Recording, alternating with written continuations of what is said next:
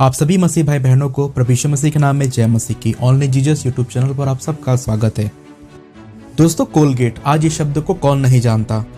जब दुनिया में टूथपेस्ट का कोई बड़ा ब्रांड नहीं था तो दुनिया का हर शख्स कोलगेट से ही अपने दिन की शुरुआत करता था।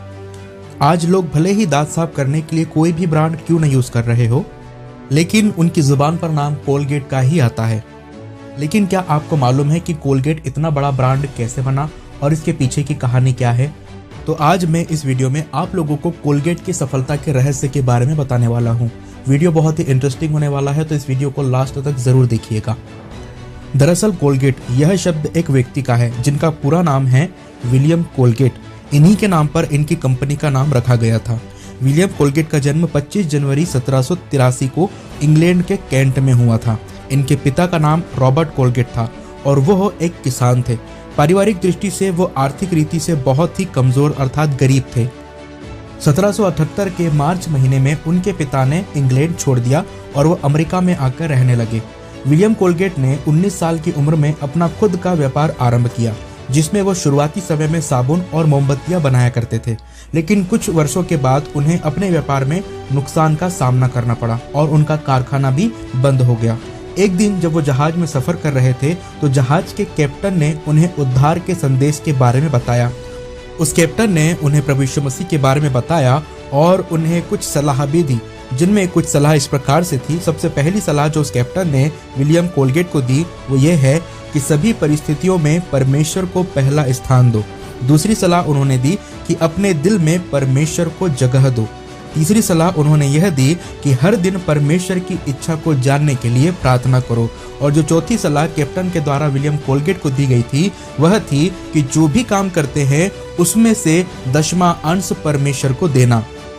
उस जहाज के कैप्टन के द्वारा उन्होंने सुसमाचार को सुना और प्रभु यीशु मसीह को अपने उद्धारकर्ता के रूप में स्वीकार किया और इन 4 बातों के साथ वो प्रतिदिन परमेश्वर से प्रार्थना करने लगे। कैप्टन की सलाह मानकर उन्होंने अपने आध्यात्मिक जीवन को ठीक किया।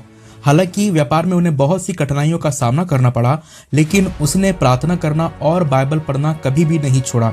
6 साल के बाद उन्हें व्यापार में बड़ी सफलता मिली और वह न्यूयॉर्क शहर में एक सफल और प्रसिद्ध व्यापारी बन गए।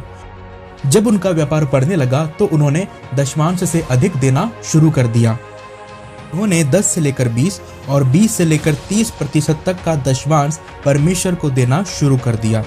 उनका व्यापार और भी बढ़ता गया और उन्होंने जाना कि वह परमेश्वर को जितना अधिक देने लगे हैं उनका व्यापार उतना ही अधिक बढ़ने लगा है। उन्होंने परमेश्वर के साथ वाचा बांधी और सुसमाचार की सेवा के लिए अपनी कमाई में से दान देना शुरू किया।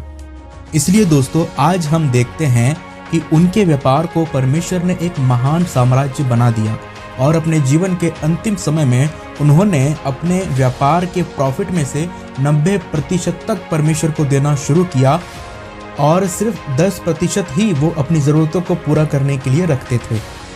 विलियम कोलगेट ने कई विश्वविद्यालयों को खुलवाया और साथ ही साथ वो थियोलॉजी कॉलेजों को भी सपोर्ट किया करते थे। दोस्तों, विलियम कोलगेट ने व्यक्तिगत रूप से और पारिवारिक रूप से ईमानदारी का जीवन व्यतीत किया।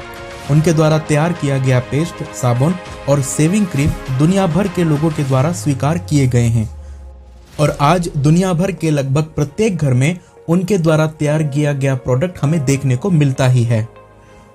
दोस्तों, विलियम कोलगेट अपने जीवन के प्रत्येक क्षेत्र में वफादार रहे और जो सलाह उनको कैप्टन के द्वारा दी गई थी उस सलाह का पालन उन्होंने अपने जीवन की आखिरी सांस तक किया और 25 मार्च 1857 को वो इस दुनिया से चल बसे। दोस्तों, उनके द्वारा स्थापित किए गए विश्वविद्यालय आज भी चल रहे हैं और उसमें बहुत से ऐसे गरीब बच्चे हैं जो अध्ययन का लाभ उठा पा रहे हैं, जिनके पास पढ़ाई का खर्च नहीं होता है। और एक और इंटरेस्टिंग बात दोस्तों, न्यूयॉर्क शहर में हमें कोलगेट के नाम की एक घड़ी भी देखने को मिलती है, जिस घड़ी को बनाने का उद्देश्य यही था कि अगर आप भी विलियम कोलगेट की तरह अपने जीवन में परमेश्वर को समय देंगे तो आप भी उसके जैसे एक सफल व्यक्ति बन सकते हैं। दोस्तों, मैं यहाँ पर आपको कुछ बात बताना चाहता हूँ जो हमें विलियम कोलगेट से सीखना जरूरी है। सबसे पहली बात, हमें अपने जीवन की हर परिस्थिति में सबसे पहला स्थान सिर्फ परमेश्वर को ही देना चाहिए। दूसरी बात, अपने किसी भी काम को करने से पहले हमें उसके लिए परमेश्वर की इच्छा को जानना बहुत जरूरी है। तीसरी और महत्वपूर्ण बात, आप अपने जीवन में चाहे कितना ही क्यों न कमाते हो, आपको अपनी कमाई का दशमांश ईमानदारी से परमेश्वर को देना है। अगर आप भी अपने जीवन में सफलता को प्राप्त करना चाहते हैं और आप भी चाहते हैं कि आपके जीवन के हर काम सफल हो और दुनिया में आपका नाम जाना जाए, तो आप भी विलियम कोलगेट की तरह जीवन में इन सिद्धांतों का पालन कीजिए। और ध्यान रखिए कि अगर आप परमेश्वर के प्रति ईमानदार रहेंगे तो परमेश्वर भी आपके प्रति ईमानदार रहेगा, और जितना आप परमेश्वर को दोगे उससे कहीं गुना अधिक परमेश्वर आपको वापस लौटा देगा, क्योंकि हमारा परमेश्वर यहोवा कभी किसी का कर्ज नहीं रखता, वह देने वाले को कई गुना वापस लौटा भी देता है। इसलिए परमेश्वर के वचन में लिखा है, दिया करो तो तुम्हें भी दिया जाएगा। परमेश्वर आप सबको आशीष दे। मैं विश्वास करता हूँ कि विलियम कोलगेट की ये गवाही आपको अच्छी लगी होगी। अगर इस वीडियो के द्वारा आपने आशीष पाई है तो अपने अनुभव हमें कमेंट बॉक्स में लिखकर जरूर बताएं। अगली वीडियो में आपसे फिर मुलाकात होगी। तब तक के लिए अपना और अपने परिवार का ख्याल रखिए। आप सबको जय मसीह की।